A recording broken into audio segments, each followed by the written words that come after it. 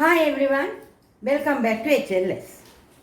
Today we are going to discuss the initial recognition of the PPE, that is the LKAS requirement to recognize the PPE as your asset in your books. So we learned in our last video what are the definitions related to PPE, and the further definitions we will learn as and when we go on.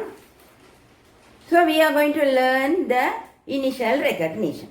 What is the initial recognition? Recognition means inclusion of an asset in your financial statement. So how can we include the asset?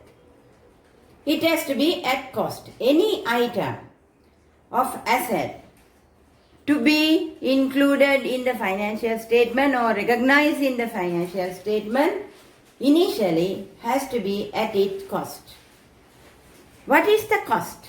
What is the meaning of cost? Cost is the monetary value spent to acquire the asset in the present condition, which is intended for the use, which is suitable for the use. So up to that, the money spent will be collected as cost. So now we will learn for property, plant and equipment how we are going to collect these costs.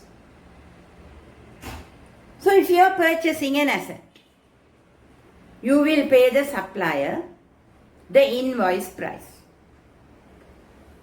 The cost will be initially it will be the directly attributable cost for the acquiring asset. If you are purchasing an asset, what is directly you are paying for the asset? Number one is purchase price. So the purchase price, your standard defines it as your list price. That is the market price or the selling price, plus any non-refundable taxes, less trade discount, and if you are importing it, the import duties also can be added too. So this will be the total of your purchase price. So we will learn separately how we are going to compute the purchase price according to the definition, that is initial list price plus non-refundable taxes. What are these non-refundable taxes? Less the trade discount plus the import duties.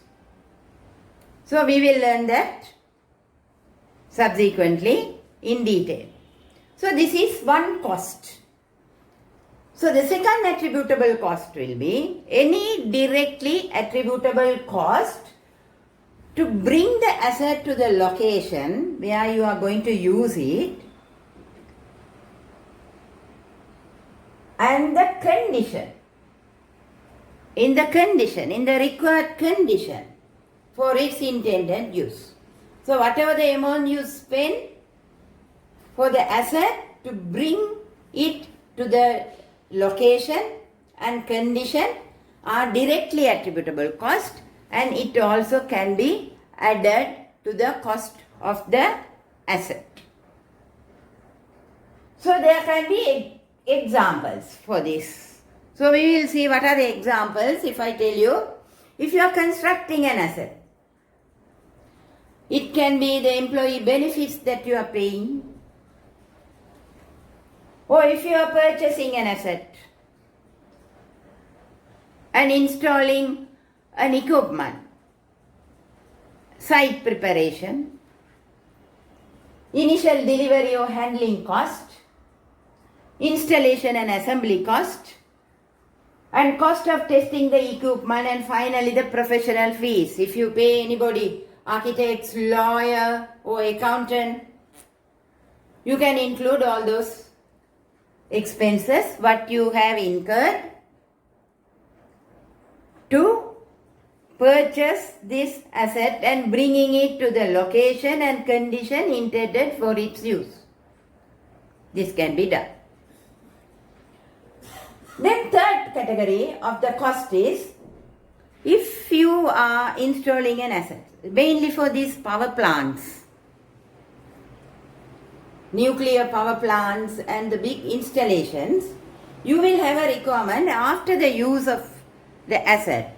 Every asset has a useful life, and after the useful life of the asset, you have an obligation to remove the equipment or dismantle your product and prepare the site and recover the site as it is in the previous condition. You have an obligation. So those costs are called decommissioning or dismantling cost. So when you are purchasing the asset, if that is known, you have to consider those expenses. The future expenses also has to be capitalized or taken into the asset's cost. Meanwhile, it will be a liability, and the liability has to be provided as per LKAS 37. So these are the three categories of cost, and now we will learn more about this purchase price. There are 1 or 2 points I would like to explain to you how the purchase price is computed, because your examiner is testing you in how you are considering this cost, a cost of the asset, how you are computing it. Your examiner is testing in your last few examinations. I will discuss those questions also at the end of this session. Then you will get to know the points very clearly. So we will continue after break. Coming back to the purchase price, now we will see the list price including VAT 15% will be 575,000 for an example. So this means there is a VAT component. So if you recollect your memories or your previous studies in grade 12, how this VAT is computed, I would like to do a recap for you to make this understand easily. Any entity in Sri Lanka can be of two categories. One is VAT registered and one is VAT not registered. If you are a VAT registered organization, then the VAT you will pay at two instances. One is when you are purchasing and one is you are selling. When you are purchasing, the VAT is called input VAT. When you are selling, the VAT is called output VAT. So when you are purchasing, your supplier, if he is a VAT registered person, he will charge VAT in your invoice. For in this example, if we assume that you are buying it from a VAT registered supplier,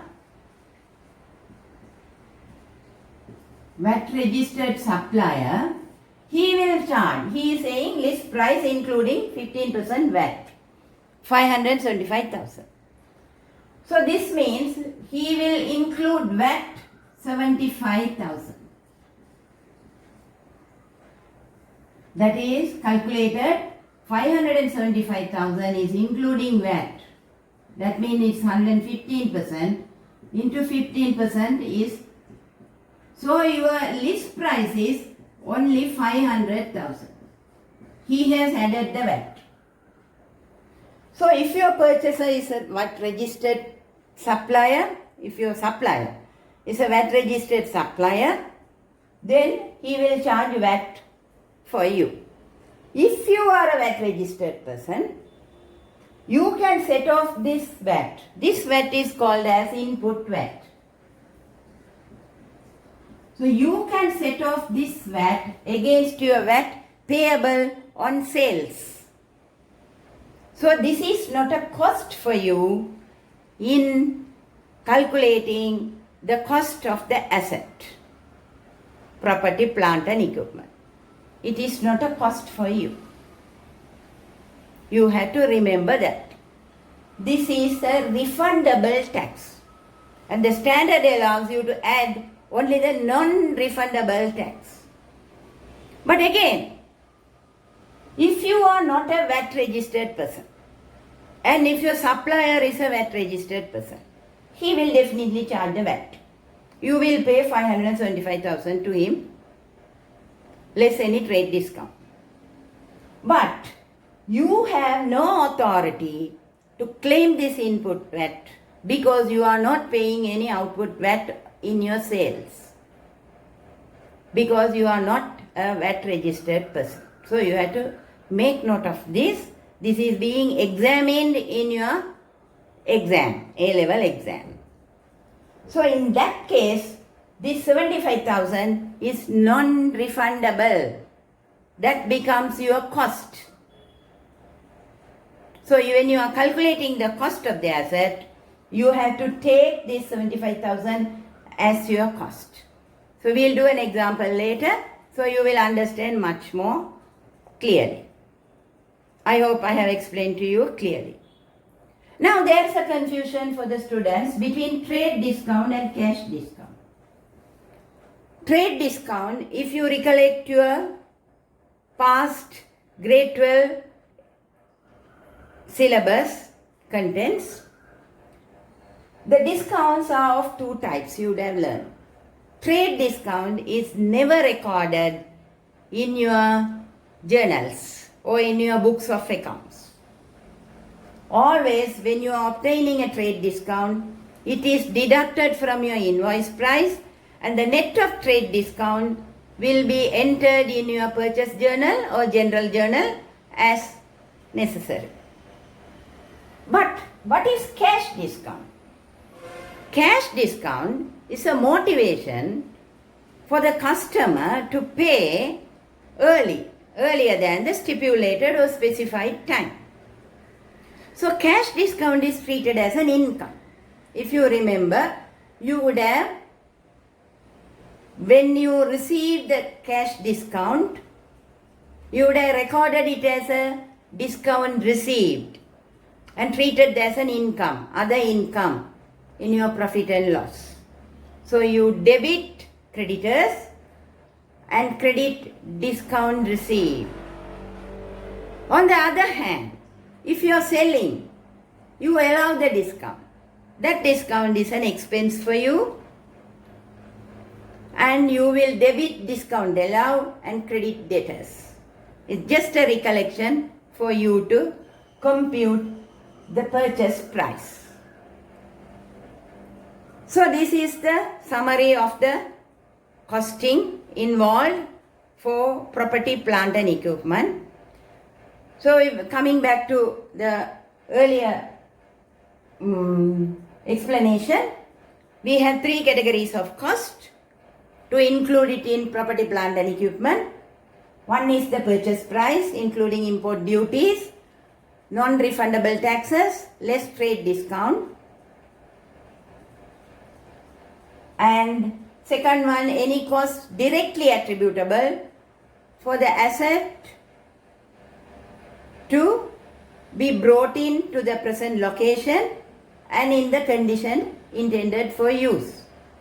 Then the dismantling cost, if any, if there is any obligation, that also has to be estimated.